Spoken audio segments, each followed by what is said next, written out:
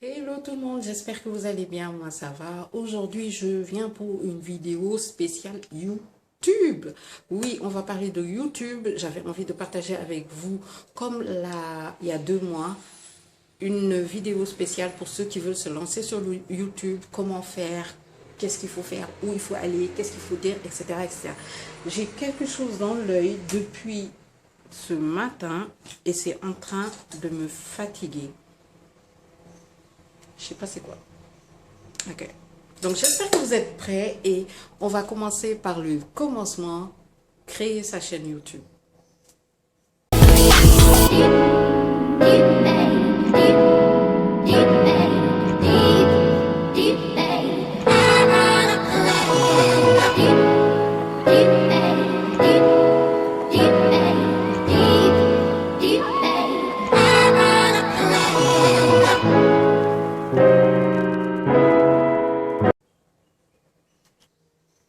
Alors la première chose qu'il faut faire, les gars, c'est trouver un nom. Trouvez un nom, le nom de votre chaîne. Pourquoi? Ne vous lancez pas à la création tout de suite. Commencez par chercher le nom et à avoir une image par rapport à ça. Donc, le nom de la chaîne. Moi, pendant longtemps, c'était Agnès en ligne. Ma chaîne et mon nom personnel, pour moi, c'était obligatoire que ce soit lié. Maintenant, c'est devenu Tening Agnès, qui est mon vrai prénom. Et ouais, j'ai 2 prénoms, c'est Tening et Agnès. Donc, moi, la plupart du temps, ce que je conseille, c'est de le lier à votre nom. Pourquoi? Parce que c'est bien pour faire un... Comment on va appeler ça? Pour avoir une marque dans la continuité de YouTube.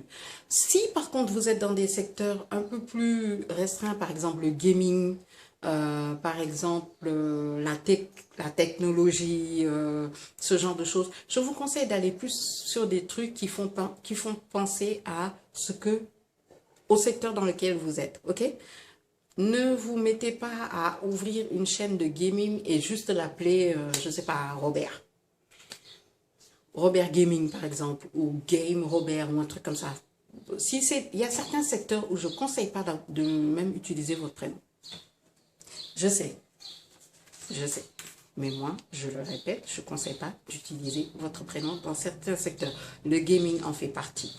Sinon, dans tout ce qui est lifestyle, beauty, vlog, même musique, etc., je conseille tout le temps d'utiliser votre nom ou votre prénom parce que c'est dans la continuité, c'est votre marque, c'est vous.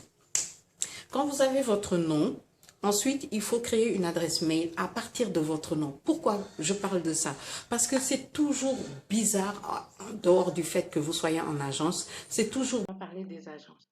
Beaucoup de youtubeuses dans le monde sont en agence, c'est-à-dire c'est une agence qui s'occupe de tout ce qui est trouver les partenariats, négocier, planifier, etc., etc. Bon, au Sénégal, je pense qu'il y en a, mais je ne suis pas trop sûre, je ne vais pas m'avancer. J'ai déjà été contactée à 2 reprises par des agences qui accompagnent des influenceurs, donc il y en a, mais je pense que c'est plus des agences qui représentent d'autres agences européennes. Anyway, juste pour vous dire que même au niveau de l'agence, ils ont la possibilité de créer une adresse mail à partir de votre prénom toujours. Et c'est comme ça que vous êtes contacté et qui peuvent répondre en fonction de vos demandes ou des entreprises qui veulent travailler avec vous par rapport à un partenariat, etc., etc. Je voulais juste clarifier un tout petit peu. Bizarre. Et même en agence, je vais vous expliquer quelque chose après. C'est toujours bizarre d'avoir une chaîne qui s'appelle Tening Agnès Diouf, Tening Agnès ou Agnès en ligne, et d'avoir comme adresse mail pour les collabs et tout ça, je sais pas moi, rétrograde 27 ou quand on était petit, DBC 24 28 57. Est-ce que vous voyez @gmail.com ou un truc comme ça? Soyez en ligne avec votre marque. Donc, si c'est Tening Agnès, l'adresse mail, c'est teningagnès@gmail.com. Je crée mon adresse mail en fonction du nom de ma chaîne en fait. Ça permet de tout regrouper sur cette adresse mail. Les gens qui veulent faire des collabs vont sur cette adresse mail. Les gens, vous voyez ces coordonnées. En fait, c'est juste pour être coordonné. Quand vous avez créé votre adresse mail, créez votre image, votre logo, etc., etc. La plupart du temps, je conseille deux plateformes gratuites, c'est Canva et Vista. Vista Create. Ces deux, c'est la même chose en fait. Et ça vous permet de créer un logo, ça vous permet de créer des bannières, ça vous permet de créer des affiches, etc., etc. Et l'avantage de ces deux plateformes, c'est que les formats sont déjà à l'intérieur. Donc, vous avez déjà le format pour créer votre logo, vous avez déjà le format pour créer la bannière YouTube, la bannière Facebook, vous avez déjà le format pour créer des vidéos, les débuts de vidéos ou même vos intros YouTube. Toutes mes intros YouTube, je les crée moi-même. Il y en a qui ont été faits sur Vista Create et il y en a d'autres qui ont été faits sur Canva. Donc, utilisez Canva et Vista Create. Je vais faire une vidéo spéciale sur ma chaîne AEL sur comment utiliser Canva pour créer ces supports YouTube. Ensuite, créer la chaîne YouTube. Vous avez l'adresse mail. Grâce à l'adresse mail, automatiquement, vous avez accès à toutes les plateformes Google. Quand je dis adresse mail, je parle bien de Gmail.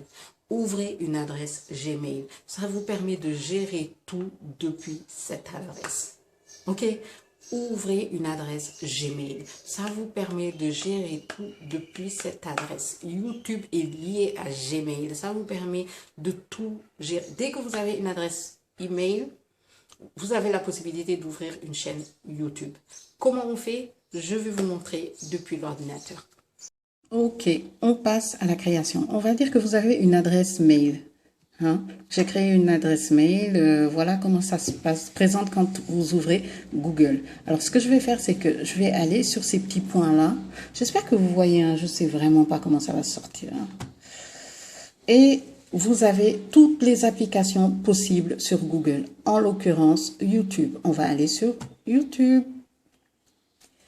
Quand vous allez sur YouTube, vous avez tout de suite YouTube qui s'ouvre comme ça et qui vous propose des vidéos en fonction de la localisation où vous êtes, en fonction de ce que vous avez recherché dans la barre de recherche, en fonction de beaucoup de choses de leur algorithme, en gros. Donc, moi, ce que je vais faire, c'est que je vais venir ici, là où il y a le M. Vous avez votre compte et vous avez, dès que vous ouvrez, créer une chaîne. On va aller directement sur créer une chaîne.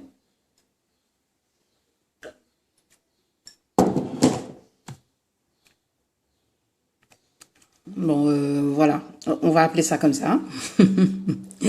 Non, est-ce qu'on ne veut pas changer? Comment on va appeler ça?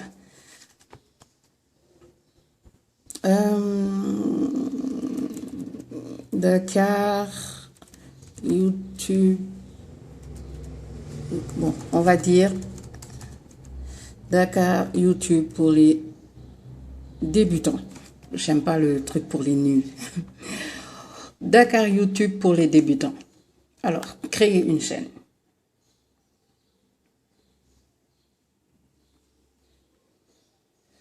Je vous montre ça, comme ça, vous aussi, vous pourrez créer votre chaîne. J'espère vraiment que cette vidéo vous plaît et qu'elle vous apporte des informations. S'il vous plaît, si c'est le cas, je vous en supplie, likez, partagez la vidéo aux personnes qui ont besoin d'apprendre à créer leur chaîne. Donc voilà un tout petit peu c'est quoi la configuration que vous avez dès le début. Ce que je vous conseille, c'est après de personnaliser. Je vous l'ai dit, c'est sur Canva. Il y aura une vidéo spéciale où on va personnaliser justement cette chaîne. Comme ça, vous verrez. Vous pourrez personnaliser, faire ce que vous voulez ici. Mettre en ligne une vidéo, etc., etc. Et ensuite, vous aurez vos vidéos qui seront sur ici, qui vont s'afficher. Bon, là, il n'y a pas de vidéo pour l'instant. Vos playlists, si vous avez plusieurs chaînes à propos, etc., etc. Mais déjà de base, ce que je vous conseille la plupart du temps, c'est de venir encore sur ce point-là et d'aller sur YouTube Studio.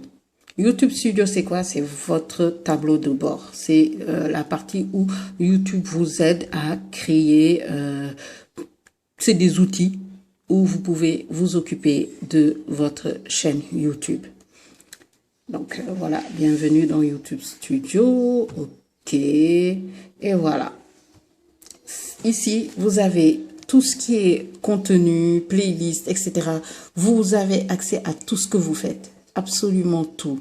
C'est ici que vous aurez, pour répondre aux commentaires, si vous recevez des commentaires, pour la monétisation quand vous serez à un certain nombre de choses, et pour la personnalisation qui, comme je vous l'ai dit, la personnalisation, c'est pour justement donner l'image, j'en parlais quand je vous parlais des images, etc., votre nom, machin, et tout, et tout, et tout. Comme je l'ai dit, suivez toute la vidéo pour comprendre. Vous pouvez avoir une bande-annonce, sélectionner comment ce sera présenté. Le branding, c'est d'envoyer une vidéo ici en bas, soit à gauche ou à droite, je sais plus c'est lequel. Vous avez souvent une photo de moi ou mon logo. Et ben c'est ici que je le mets. Vous avez aussi pour la bannière, etc., etc. Donc voilà, je voulais juste vous montrer comment on ouvre une chaîne YouTube. C'est fait. J'espère que cette vidéo vous plaît. On continue pour vous dire bye bye. Après la création de cette adresse email, après la création de votre chaîne YouTube, vous avez beaucoup de paramètres à mettre à jour. Beaucoup de paramètres à mettre à jour. Pour ça, sérieux, allez sur YouTube. Si vous voulez aussi, je peux vous accompagner par rapport à ça, mais via la chaîne AEL. Je ferai des petites vidéos là-bas aussi pour montrer un tout petit peu comment activer certaines fonctionnalités de votre chaîne YouTube. Mais il y a beaucoup de paramètres qu'il faut mettre à jour. À savoir que quand vous avez une chaîne YouTube, vous devez faire attention à beaucoup de choses, surtout les droits d'auteur. Les droits d'auteur.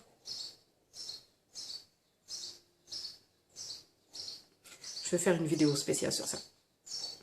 Donc voilà, je pense que j'ai déjà tout dit par rapport à créer sa chaîne. Après cette vidéo, vous êtes capable d'avoir une chaîne YouTube. Vous n'avez pas encore mis de contenu, je comprends. Vous avez quand même une image et la chaîne YouTube et le nom. Et dans la prochaine, on va commencer à tripoter les choses, quoi. Tripoter les choses et mettre en ligne sa première vidéo.